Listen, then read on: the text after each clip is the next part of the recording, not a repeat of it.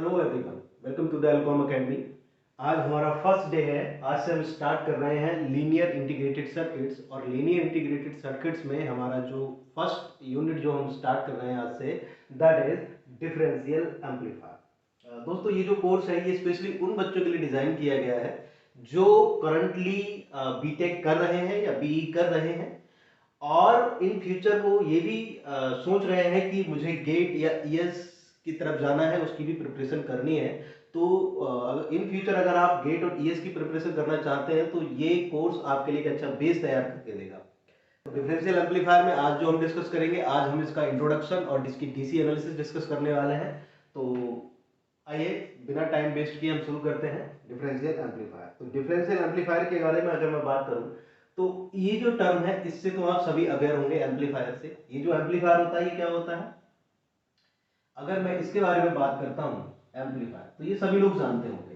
एक एम्पलीफायर जो है वो क्या करता है, वो आपकी जो सिग्नल है, इनपुट सिग्नल है, उसको एम्पलीफाई करता है। किस तरीके से एम्पलीफाई करता है? जैसे कि फॉर एग्जांपल आपके पास एक एसी इनपुट है, दैट इज इसका एम्पलीट्यूड A1 है, एक वोल्टेज वेव फॉर्म है that is V I N T. यहां से आपको एक आउटपुट मिल रहा है दैट इज वी नॉट। तो वो कुछ एम्पलीफाइड फॉर्म में इस तरीके से मिलेगा।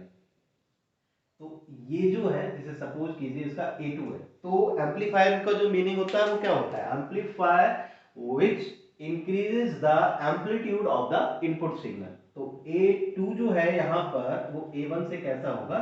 बड़ा होगा। तो ये बेसिकली जो एम्पलीफायर जो अभी तक आपने पढ़ा होगा, जनरली जो आप पढ़ते हुए आएंगे, तो ये बेसिकली यही होता है। ये आपने पढ़ा है कि इनपुट आपने दिया, आपको एम्पलीफाइड आउटपुट मिल गया। अब ये जो एम्पलीफाइड वेव है, जैसे सपोज कीजिए ये जो A1 है, तो A1 से जो A2 इंक्रीज हुआ है वो किस तरीके से इंक्रीज, इसकी जो एनर्जी है वो कहां से आती है? वो जनरली ये जो आप करते हैं दैट इज डीसी एनालिसिस। ये जो डीसी एनालिसिस होते हैं, जैसे आपने डीसी वाइसिंग भी पढ़ा होगा, जब आपने ट्रांजिस्टर पढ़ा होगा तो ट्रांजिस्टर में आपने डीसी लोड लाइन एक टॉपिक हुआ करता था। तो डीसी लोड लाइन में आपने देखा होगा डीसी वाइसिंग। तो डीसी वाइसिंग जो होता है इसमें क्यू पॉइंट वगैरह आपने पढ़े होंगे। तो ये जो डीसी वाइसिंग है एक्चुअल में ये यहां से एनर्जी लेता है और इसको इंक्रीज। तो ये बेसिक कॉन्सेप्ट हुआ करता था आपका एम्पलीफायर का, जो अभी तक आपने पढ़ा है। इसके पहले एक टर्म और लगा दिया दैट इज डिफरेंशियल। इसका क्या मीनिंग है? इस जो डिफरेंशियल यहाँ पे इंडिकेट कर रहा है दैट इज, ये कर रहा है डिफरेंस को, ये आपका कर रहा है डिफरेंस को। तो ये जो सिंपल एम्पलीफायर है उससे ये किस तरीके से अलग है? तो अगर मैं बात करूं इसके डिफरेंस एम्पलीफायर, डिफरेंशियल एम्पलीफायर की, तो मैं ऐसे कह सकता हूं, इसकी डेफिनेशन के बारे में मैं ये बोल सकता हूं, which amplify the difference of the two inputs. तो ये एक तरीके से ये इसका एक पहला टास्क हो गया कि ये क्या करेगा, डिफरेंशियल एम्पलीफायर क्या करेगा, amplify the difference of two input voltages. और अगर साथ साथ मैं इसके और बात करता हूं इसको, तो ये क्या करता है, ये नॉइज को सप्रेस करने का भी काम करता है। तो मैं कह सकता हूं सप्रेस द नॉइज। तो ये क्या करेगा? Suppress the noise. तो नॉइज को सप्रेस करने का भी काम करता है। नॉइज किस तरीके से अपीयर होती है? जैसे कि एक कॉमन मोड नॉइज होती है, जैसे जनरली इसको ये इसका जो टास्क होता है उसको सप्रेस करने के लिए, मिनिमाइज करने के लिए इसको यूज करते हैं। अब कॉमन मोड नॉइज क्या होती है ये हम इसके बारे में करके देखेंगे। तो बेसिकली डिफरेंशियल एम्पलीफायर एम्पलीफायर से यही डिफरेंट होता है कि जो एम्पलीफायर है आपका वो सिंपली एम्पलीफाई करता है, और डिफरेंशियल एम्पलीफायर में हम क्या करते हैं, इनपुट के बेसिकली हम दो इनपुट्स के डिफरेंसेस को हम एम्पलीफाई करते हैं। ठीक है। और साथ साथ इसका जो दूसरा टास्क होता है वो ये भी कह सकते हैं कि ये क्या करता है, सप्रेस द नॉइज। तो ये नॉइज को सप्रेस करने के लिए भी यूज होता है। ओके, तो अगर मैं इसके टाइप्स की बात करता हूं तो दो तरीके से हम डिफरेंशियल एम्पलीफायर को जनरली बनाते हैं। पहला जो डिफरेंशियल एम्पलीफायर होता है that is BJT differential amplifier, और बीजेटी डिफरेंशियल एम्पलीफायर और FET differential amplifier. BJT differential amplifier और एफईटी डिफरेंशियल एम्पलीफायर। सेकंड जो होता है that is op-amp differential amplifier. तो ये जनरली हम दो तरीके से डिफरेंशियल एम्पलीफायर्स को डिजाइन करते हैं, या तो हम बीजेटी और एफईटी की हेल्प से भी कर सकते हैं, या फिर ऑपरेशनल एम्पलीफायर। ऑपरेशनल एम्पलीफायर जो डिफरेंशियल एम्पलीफायर है, तो ऑपरेशनल एम्पलीफायर हमारे पास एक एक्स्ट्रा यूनिट है हमारे पास, जो हम आगे जब पढ़ेंगे तो हम वहां पे डिटेल में देखेंगे। यहाँ पे हम बात करेंगे बीजेटी डिफरेंशियल एम्पलीफायर और एफईटी से किस तरीके से डिजाइन करते हैं। तो सबसे पहला जो हमारा टास्क है वो हम देखेंगे BJT differential amplifier. BJT stands for bipolar junction transistor. That means हम अभी जो भी डिफरेंशियल एम्पलीफायर बनाएंगे उसमें हम कौन से ट्रांजिस्टर का यूज करेंगे, बीजेटी ट्रांजिस्टर का हम यूज करेंगे। उसके बाद हम एफईटी का देखेंगे। तो अगर ओके तो सबसे पहले हम बात करेंगे बीजेटी डिफरेंशियल एम्पलीफायर के बारे में। तो बीजेटी डिफरेंशियल एम्पलीफायर के बारे में अगर मैं बात करता हूं तो डिफरेंशियल एम्पलीफायर को फर्दर मैं 4 तरीके से डिवाइड कर सकता हूं। 4 तरीके से, जिसमें पहला आपका होगा dual input and dual output या फिर बैलेंस आउटपुट। डुअल इनपुट और बैलेंस आउटपुट, ये पहले टाइप का होता है। ये क्यों होता है, किस तरीके से होता है, ये भी आपको क्लियर हो जाएगा।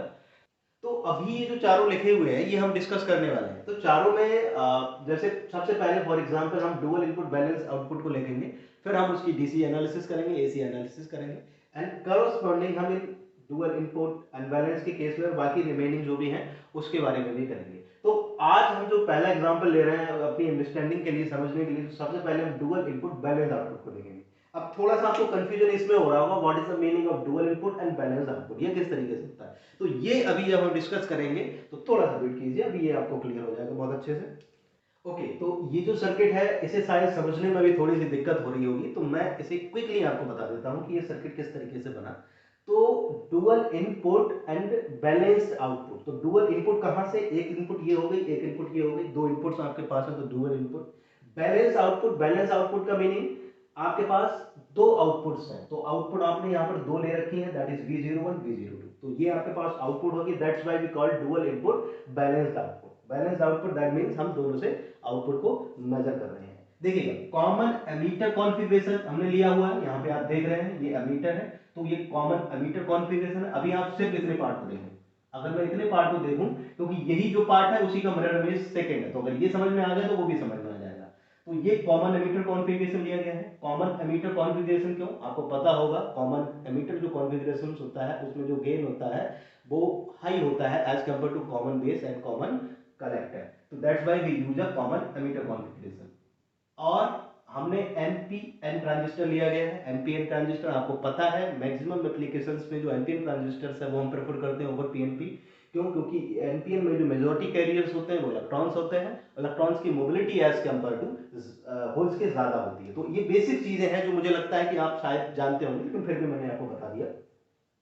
तो जो कॉमन एमिटर कॉन्फ़िगरेशन है, तो इनपुट कहां से देंगे, इनपुट आप बेस से देते हैं कॉमन एमिटर में, तो आपने इनपुट को बेस से दे दिया, एक रेजिस्टेंस के हेल्प से, एक लिमिटिंग रेजिस्टेंस आपने ले रखा है ना। ये आपके पास एक पॉजिटिव बीसीसी सप्लाई है, बीसीसी सप्लाई है RC1, एक आपने कलेक्टर रेजिस्टेंस दिया गया है, और आउटपुट जो होती है वो हम कलेक्टर से मेजर कर लेते हैं, दैट इज V01 आउटपुट। एक RE1 एक रेजिस्टेंस है आपके पास, RE1 जो कि करंट एमीटर करंट के लिए यहाँ पर लगाया गया है। ये RE1 ही एमीटर करंट कितनी होगी ये बताएगा, RC1 पे ये एमीटर करंट डिपेंड नहीं करेगी। और एक सप्लाई लिया गया है दैट इज -B, एक नेगेटिव सप्लाई यहाँ पे लिया हुआ, आप यहाँ पे ग्राउंड भी ले सकते थे, लेकिन मैंने यहाँ पर B लिया है ताकि हमें लार्ज वोल्टेज स्विंग मिल सके, -B2 +VCC। तो ओके तो ये सर्किट जो है वो आपको क्लियर हो गया होगा, होपफुली आपको सारी चीजें क्लियर हो गई होगी कि हमने इसको किस तरीके से बनाया हुआ है। देखिए अब बात करें अगर डुअल इनपुट बैलेंस आउटपुट की, तो दो इनपुट है, that is B1 and B2। अगर हम देखिए इसका जो मेनली यूज होता है वो हम यूज करते हैं कि ये नॉइज को सप्रेस करने के लिए यूज होता है। अगर हम चाहते हैं कि बेस्ट हमें रिजल्ट्स मिले, बेस्ट तरीके से हमारी जो नॉइज हो वो सप्रेस हो, वो मिनिमाइज हो, कॉमन मोड जो नॉइज होती है, तो इसके लिए हम कुछ एजम्पशंस लेते हैं। इसमें को सर्किट को थोड़ा सा सिंप्लीफाई अगर हम करें तो इसके लिए हम कुछ एजम्पशंस ले लेते हैं। तो एजम्पशंस की अगर मैं बात करूं तो RC1 is equal to RC2 that is equal to RC। Suppose मैंने जो दोनों कलेक्टर रेजिस्टेंस है उनको ये ले लिया, RN1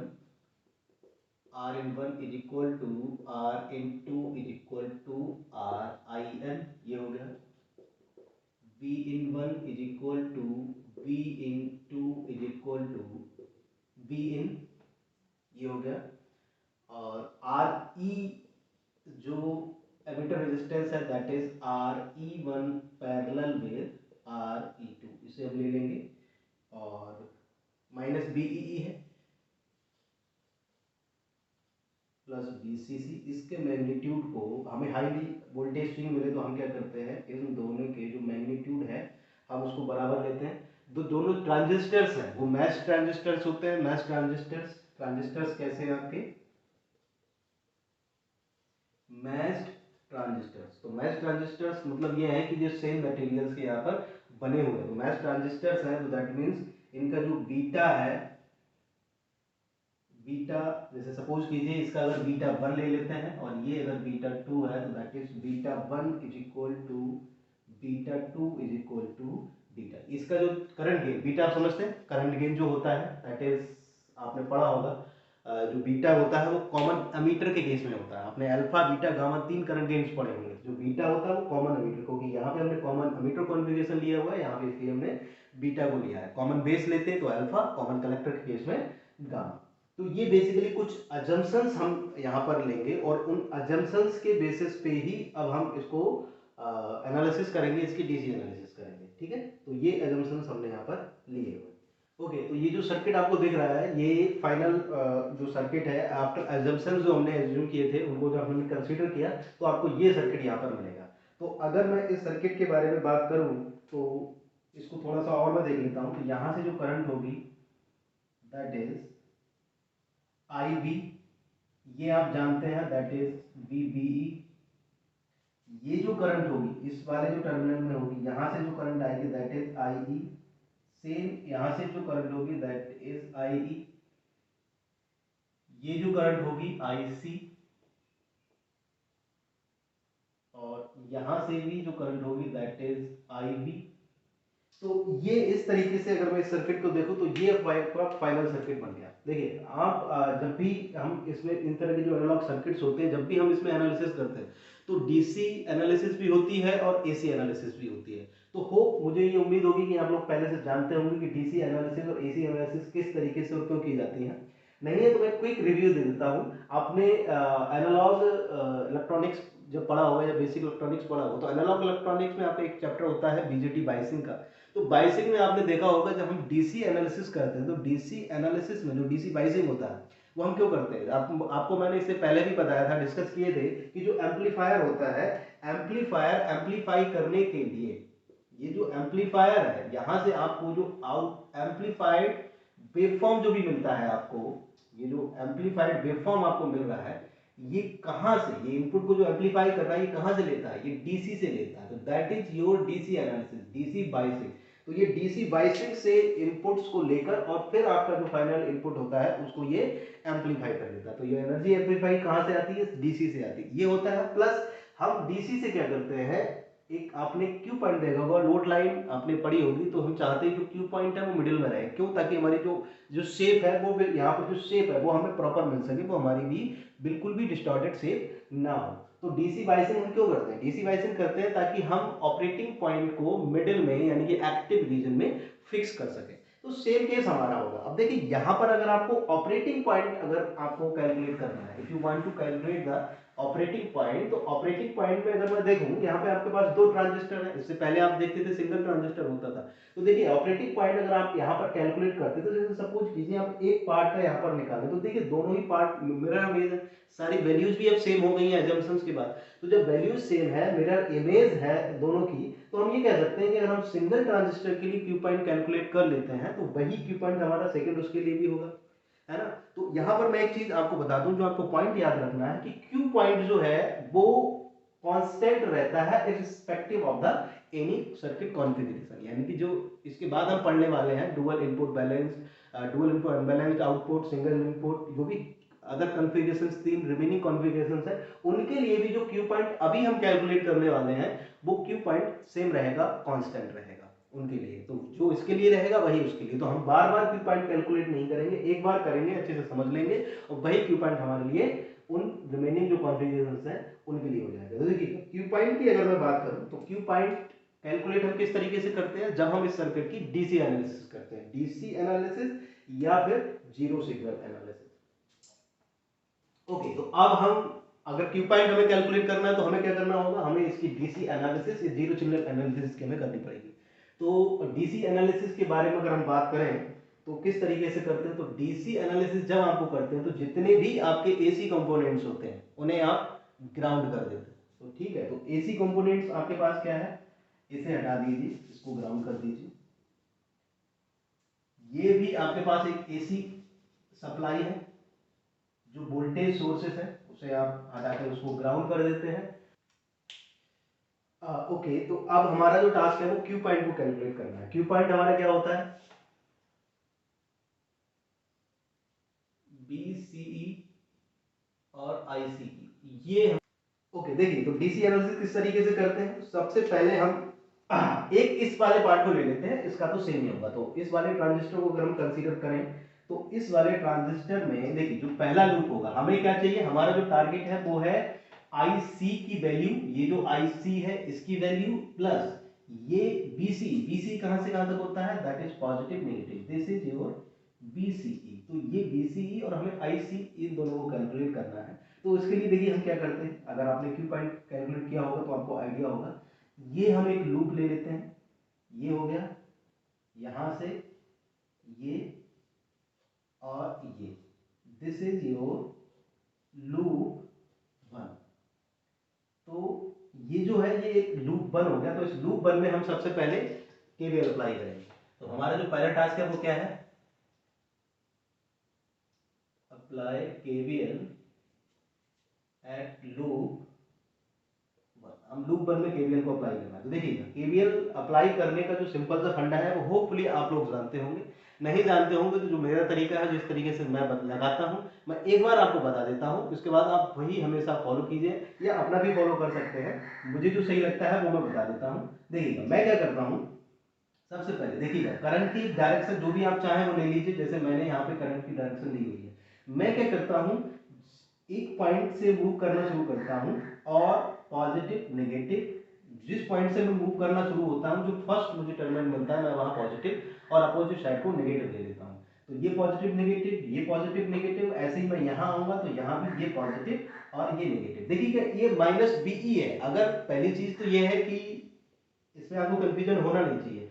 अगर आपको कंफ्यूजन हो रहा है तो इसे आप थोड़ा सा चेंज कर लें। चेंज किस तरीके से कर लें, जैसे कि सपोज कीजिए पॉजिटिव के बारे में तो आपको पता है, जैसे कि यहाँ पर बीसीसी सप्लाई है, तो अगर इस बीसीसी सप्लाई को मैं एक बैटरी में कन्वर्ट कर दूं तो बैटरी किस तरीके से यहाँ पे लगेगी, बैटरी लगेगी आपकी पॉजिटिव टर्मिनल नीचे और दिस इज बीसीसी। ये पॉजिटिव बीसीसी क्यों, क्योंकि पॉजिटिव बीसीसी इस सर्किट को करंट दे रहा है, तो करंट यहां से निकलेगी। करंट कहां से निकलती है, बैटरी के पॉजिटिव टर्मिनल से। तो जब पॉजिटिव बीसीसी था तब आपका जो पॉजिटिव टर्मिनल था वो सर्किट्स की तरफ था। तो अगर आप नेगेटिव बीईई है तो यहां पर अगर आप बैटरी लगाएंगे तो ये नेगेटिव टर्मिनल और ये पॉजिटिव टर्मिनल, तो this is your minus BEE. तो अब अगर आप इस बैटरी के अकॉर्डिंग अब आप देखेंगे तो अब आप इसको इजीली सॉल्व कर पाएंगे। ठीक है, तो मैं क्या करता हूं, मैंने इस तरीके से इसको बना दिया। अब इसको हम इसमें केवीएल अप्लाई कर देते हैं, तो केवीएल अप्लाई कर देते हैं, देखिए ठीक है। तो अब इस तरीके से अगर आप लिख लेंगे तो आपको कंफ्यूजन नहीं होगा। अब इसमें केवीएल अप्लाई कर दीजिए, केवीएल अप्लाई कर देते हैं। तो केवीएल अप्लाई करने के लिए अब आपको कुछ नहीं करना है। अगर आपने साइन मेंशन करनी है तो जो साइन आपको पहले मिल रहा है उसी साइन के साथ आप वोल्टेजेस को लिखते रहिए। जैसे कि यहाँ पे अगर मैं बात करूं तो ये बनेगा plus I B R in plus B VE plus, अब यहां से आई ई है और यहां से आई ई है, तो ये जो टोटल करंट है होगी that is 2 times I E. तो इसे आप क्या लिख सकते हैं, 2 times I E into R E. और आर ई आपका क्या है, parallel connection of R E one and R E two. अब यहां से आप देखेंगे तो ये नेगेटिव साइन आपको पहले मिल रहा है, जो साइन आपको पहले मिले उसी को आप लिखिए। तो minus BEE is equal to 0। तो ये आपके पास फाइनल केवीएल इक्वेशन आ गई जो आपने इनपुट टर्मिनल से कैलकुलेट किया है। इसे थोड़ा सा और सिंपलीफाई कर लें। किस तरीके से सिंपलीफाई कर सकते हैं इसको, आई E I C plus I B, ये सभी लोग जानते हैं। आई सी की वैल्यू जो होती है बीटा आई बी होती है, ये भी आप जानते हैं। जो आई सी होता है that is beta I be in active region. ये क्वेश्चन वैलिड होती है, होप ये जानते होंगे आप। यहाँ से आप आई बी को कॉमन लेके दैट इज 1 प्लस बीटा, तो आई ई की जो वैल्यू है that is I B 1 plus beta. तो आई ई की जगह आप इसे पुट कर सकते हैं इस इक्वेशन में। जैसे सपोज ये इक्वेशन 1 है, तो इसको आप इस इक्वेशन में पुट कर सकते हैं। अब यहाँ पे जब भी आप कॉपी में अपने लिखें, क्योंकि आप बीटेक के जो स्टूडेंट होंगे, तो आप यहाँ पे लिख दें कि putting the value of I in equation number 1। इस तरीके से लिख के आप प्रॉपर तरीके से इसको कर सकते हैं। मैं यहाँ पे डायरेक्टली लिख देता हूँ। तो I V R N plus B B E plus 2 times I E. I E के प्लेस पे हमने इसको रखते 2, आर ई ऑलरेडी है, इसे लिखेंगे हम 1 plus beta I B is equal to, अगर बी ई को हम साइड ले जाएंगे तो बी ई ई, ये हो गया। इसमें से आप आई बी की जो वैल्यू है उसे एलसीएम ले सकते हैं, और बी बी ई को अगर उस साइड ले जाएंगे तो साइन चेंज हो जाएगा। तो देखिएगा मैं इसे एक स्टेप मिस करके लिख दे रहा हूँ, that is R I N plus 2 times R E 1 plus beta, और ये हो जाएगा B E E minus B B. ये आपके पास हो गया। अब अगर आई बी की वैल्यू आपको कैलकुलेट करनी है तो दिस डिवाइडेड बाय दिस। मैं इसको रब करके दोबारा से करता हूँ। ओके, तो इसको आगे करेंगे तो that is I V is equal to B E E minus B B E divided by R in plus 2 times R E 1 plus beta. ये फाइनल आपके पास आई बी की वैल्यू आ गई। आपको क्या चाहिए? आपको आई सी चाहिए। तो आई सी ऑलरेडी क्या होता है आप जानते हैं। तो आई बी तो आपका निकल आया, आपको आई सी चाहिए। तो आई सी आप ऑलरेडी जानते हैं, I C is equal to beta I B. तो यहां पर बीटा आई बी की वैल्यू आप यहां से पुट कर दें, BE minus BBE R N plus 2 times R E 1 plus beta. तो जनरली जो बुक्स है, बुक्स में आपको ये वाला इक्वेशन भी दिखेगा, लेकिन कुछ और इक्वेशंस भी दिखेंगे जो कि कुछ अजम्पशंस लेने के बाद आती है। तो वो अजम्पशंस को हम कंसीडर कर सकते हैं। जैसे कि सिंपल सी अगर मैं ये कहूं कि इफ बीटा इज लार्ज, देखिए बीटा और 1 प्लस बीटा, अगर मैं इसके बारे में बात करता हूं, बीटा अगर लार्ज है, बीटा अगर लार्ज कंसीडर कर लेंगे, तो मैं ये कह सकता हूं कि जो 2 times R E 1 plus beta, ये क्या होगा? ये इससे काफी बड़ा होगा आर आई एन से। तो अगर ये आर आई एन से काफी बड़ा है तो मैं क्या कर सकता हूं, मैं इस आर आई एन को निग्लेक्ट कर सकता हूं। अगर मैं इसे निग्लेक्ट करूंगा तो आपके पास जो इक्वेशन होगी that is beta BE minus BBE divided by, अगर मैं इसके बारे में बात करता हूं तो ये आपका होगा 2 RE 1 प्लस बीटा, इसे ले सकता हूं। और जो 1 प्लस बीटा और जो बीटा है, ये दोनों ही बहुत ज्यादा फर्क है, क्योंकि बीटा अगर लार्ज है तो ये जैसे 1000 होगा तो ये 999 होगा। तो मैं ये कह सकता हूं कि ये ऑलमोस्ट कैंसिल हो जाएंगे। तो 1 प्लस बीटा अगर दोनों लार्ज है तो ये भी एक दूसरे से कैंसिल हो जाएगा। तो अब फाइनल जो आपके पास इक्वेशन होगी वो क्या बचेगी? ओके, तो ये आपका फाइनल एक्सप्रेशन आ गया, that is I C Q to BE minus BBE divided by 2 RE। तो ये जो एक्सप्रेशन है ये आपका आई सी क्यू को आ गया। आई सी क्यू और बी सी ई क्यू भी हम आपको कैलकुलेट करना है। तो आई सी क्यू हमने कहां से निकाल लिया? इनपुट टर्मिनल से। सेम हम जब हमें B C E Q calculate करना है तो हम कौन से उसमें लूप लगाएंगे?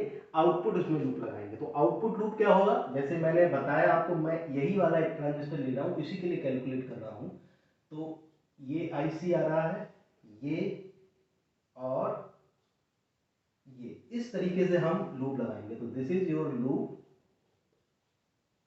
2। तो ये आउटपुट लूप के लिए है। तो अप्लाई केवीएल एट लूप 2। तो सिंपल सी चीजें, हमारे पास सारी चीजें हमें गिवन है, पॉजिटिव नेगेटिव, और हम इस तरीके से सॉल्व कर लेंगे। तो वहां से अगर हम देखेंगे तो ये क्या है? ये आपके पास है प्लस बीसीसी है, तो ये नेगेटिव टर्मिनल है, ये पॉजिटिव। तो यहां से अगर मैं चलना शुरू करता हूं तो जिस तरीके से मुझे साइन पहले मिलेगा मैं उसी को कंसीडर पहले कर लूंगा। तो ये बनेगा माइनस बीसीसी, यहां से चलेंगे तो minus BCC plus R C I C plus BCE और plus 2 times R E I E और यहाँ से भी देखेंगे that is minus BEE is equal to 0। तो ये आपके पास एक लंबा सा एक बड़ा सा एक्सप्रेशन आ है। तो इस फॉर्म में भी आप इक्वेशन को लिख सकते हैं। यहां से अब आप BCE की वैल्यू कैलकुलेट कर लेंगे और वो एक्सप्रेशन निकल आएगा। इसे और सिंप्लीफाइड करते हैं, जैसे कि सपोज कीजिए मैं यहाँ पे एक एब्सोल्यूट वैल्यू ले लेता हूं दैट इज BC। एक एब्सोल्यूट वैल्यू ले ली। देखिए एब्सोल्यूट वैल्यू जो होती है उसका एक कॉन्सेप्ट आप समझ लीजिए। जो एब्सोल्यूट वैल्यू है वो हम हमेशा ही जो नियरेस्ट ग्राउंड होता है उसके रिस्पेक्ट में मेजर करते हैं। जैसे कि अगर मैं आपसे ये कहूं कि इस नोड पर वैल्यू BC है, तो दैट मींस ये BC का मतलब ये हुआ कि ये BC यहां से लेके और जो भी नियरेस्ट नेगेटिव सप्लाई वोल्टेज या ग्राउंड वोल्टेज होगा वहां से वहां तक की सारी वोल्टेजेस को ये कंसीडर करेगा। तो इसे मैं एब्सोल्यूट वोल्टेज बोलता हूं। तो एब्सोल्यूट वोल्टेज और नॉर्मल वोल्टेजेस में थोड़ा सा फर्क होता है। ओके, तो अब सिंपली अगर आप इसको कैलकुलेट करना चाहें तो इसको किस तरीके से कैलकुलेट कर सकते हैं? इसको लिखेंगे आप BCC minus BC is equal to, ये दोनों का जो डिफरेंस होगा वो किसके इक्वल होगा? दैट इज IC RC के इक्वल। तो यहां से जो BCC की वैल्यू आएगी वो आएगी IC RC प्लस BC। तो एक इक्वेशन आपकी यहां से भी कैलकुलेट हो गई एब्सोल्यूट वैल्यू की फॉर्म में। तो ये जो BC है ये यहां से यहां तक का पूरा ही एब्सोल्यूट वोल्टेज आपका है। तो ये इस तरीके से भी लिख सकते हैं, प्लस आप इस तरीके से भी लिख सकते हैं। अगर आप इसको BE को, जैसे सपोज कीजिए यहां पर आपने एक एब्सोल्यूट वोल्टेज ले लिया दैट इज BE, तो इस फॉर्म में भी अगर आप लिखना चाहें तो लिख सकते हैं। अब आप किस तरीके से लिखेंगे तो देखिएगा, इसे आप लिख लेंगे BCC minus BE minus BC। देखिएगा दोनों ही करंट इस डायरेक्शन में जा रही है, दैट मींस BE और BC ही दोनों ही क्या करेंगे? अपोज करेंगे। अपोज करेंगे दैट मींस करंट के डायरेक्शन को अपोज करेंगे। अपोज करेंगे दैट्स वाई दोनों को नेगेटिव लिया गया है। ये भी वोल्टेजेस है, ये भी वोल्टेजेस है। तो BE माइनस BCE, और यहां पर ये किसके इक्वल होगा? ये होगा IC RC के इक्वल होगा। तो यहां से अब आप अगर BCE की वैल्यू कैलकुलेट करना चाहते हैं तो बहुत इजीली कर सकते हैं। तो ये वैल्यू आएगी BCC minus BE is equal to IC RC plus BC, या फिर इसको इधर ले आइए तो वहां से BCE की वैल्यू। तो एक इक्वेशन आपकी ये भी हो सकती है। तो ये एक्चुअली में ये जो इक्वेशंस हैं ये आपके न्यूमेरिकल के अकॉर्डिंग है कि आपको कौन सी वैल्यूज पता है, तो उसके अकॉर्डिंग आप उसी तरीके से इक्वेशंस फॉर्म कर सकते हैं। मैं बस आपको ये बताना चाह रहा हूं कि आप पूरा केवीएल के साथ साथ अगर आपको यहाँ का वोल्टेजेस पता है, एब्सोल्यूट वैल्यू पता है या अमीटर की एब्सोल्यूट वैल्यू पता है, तो आप किस तरीके से इक्वेशन को लिख सकते हैं। तो ये कुछ इक्वेशंस हुई। एक इक्वेशन और फाइनल यहाँ से कैलकुलेट होती है दैट इज जिसकी हम BCE की वैल्यू फॉर्म करेंगे, तो वो इस तरीके से कर सकते हैं। वो अभी हम कैलकुलेट किए थे। तो BCE की वैल्यू कितनी होगी? ये हो जाएगी BCC माइनस ICRC और माइनस BE। ये इक्वेशन अभी कैलकुलेट होके आई थी, निकल कर आई थी। अब अगर मैं यहां से BBE की फॉर्म में कैलकुलेट करना चाहता हूं इस इक्वेशन को, तो देखिए मैं किस तरीके से रिप्लेस कर सकता हूं। देखिएगा बीटा लार्ज था, मैंने बोला था जब बीटा अगर लार्ज है और Rn की वैल्यू को हमने मिनिमम लिया है तो इसमें जो वोल्टेजेस होगा वो बहुत मिनिमम होगा, तो हम इसे निग्लेक्ट कर सकते हैं। या फिर अगर मैं इस इक्वेशन को BE की फॉर्म में लिखूं तो मैं इस तरीके से लिख सकता हूं Rn IB plus BBE and plus BE is equal to 0। मैंने यहां पर जो वोल्टेज लिया हुआ है that is absolute voltage BE, तो वो यहां से यहां तक का पूरा कंसीडर करेगा। तो अब मुझे आगे लिखने की जरूरत नहीं। तो ये क्वेश्चन आ गई। अगर मैं इसे निग्लेक्ट कर दूं, अगर मैं इसे निग्लेक्ट कर दूं तो मैं ये कह सकता हूं कि जो BBE है that is equal to minus BE। तो ये अब आपके पास एक एक्सप्रेशन निकल के आ गया। इस एक्सप्रेशन को आप इस इक्वेशन में पुट कर दें। यहां अगर पुट करेंगे तो BCE की जो वैल्यू आएगी दैट इज BCEQ जो आएगा वो आ जाएगा BCC minus ICRC plus BBE। जो माइनस है वो अंदर मल्टीप्लाई होगा तो वो प्लस हो जाएगा। तो ये आपके पास BCEQ फाइनली कैलकुलेट हो गया। तो ICQ कैलकुलेट कर चुके हैं, BCEQ ये आ गया। तो BCEQ आपके पास 2 से 3 इक्वेशंस होगी जो मैंने आपको कैलकुलेट करके बताई है। अब किस तरह की अगर कोई न्यूमेरिकल आता है तो किस तरह की उसमें जो वैल्यू दे रखी है, तो कौन कौन सी वैल्यू आपको रिक्वायर्ड है, उसी के अकॉर्डिंग आप इक्वेशन लिखकर जनरली हो जाएगा। तो फाइनल इक्वेशन आपकी ये हो जाएगी। तो BCEQ और IC, तो आपके पास जो क्यू पॉइंट आ गया वो कौन सा हो गया, क्यू पॉइंट हो गया BCEQ कॉमा ICQ। ये अब आपने क्यू पॉइंट कैलकुलेट कर लिया है बाय DC एनालिसिस। यहाँ ये DC एनालिसिस जो है वो आपकी कंप्लीट होती है। इन केस अगर आपसे पावर पूछ ली जाए, अगर आपसे कहा जाए कि सर्किट की आपको पावर बतानी है, तो पावर के लिए आपको करंट भी पता है, आपको वोल्टेजेस पता है, तो सिंपल सा है, अब आप इजीली कर पाएंगे। तो अब अगर आपको पावर चाहिए तो पावर के लिए सिंपल सा है, पावर अगर आपको कैलकुलेट करनी है, पावर ऑफ क्यू पॉइंट, तो ICQ मल्टीप्लाइड विद BCEQ। तो पावर ही अगर आपको कैलकुलेट करनी है तो पावर के लिए आपको ICQ और BCEQ पता है, दोनों को मल्टीप्लाई करके आप पावर भी कैलकुलेट कर सकते हैं। तो ये बेसिकली आपकी पूरी DC analysis, zero signal analysis. Zero signal analysis क्यों बोलते हैं, क्योंकि जीरो सिग्नल एनालिसिस में जो सप्लाई होती है दैट इज जीरो। तो जीरो सिग्नल एनालिसिस बोल दिया, DC एनालिसिस बोल दीजिए, दोनों एक ही चीज है। तो ये फाइनली यहाँ पे कंप्लीट हुआ है। तो जो क्यू पॉइंट यहाँ निकल कर आया है, जितनी भी कॉन्फ़िगरेशंस आगे हम पढ़ने वाले हैं सभी के लिए यही निकल के आएंगे। देखिए इससे रिलेटेड जो थ्योरी है मैं वो डिस्क्रिप्शन में डाल दूंगा। आज DC एनालिसिस के कंप्लीट हो गया, नेक्स्ट उसमें हम AC एनालिसिस देखेंगे। तो आज के लिए इतना ही, thank you, see you on the next one.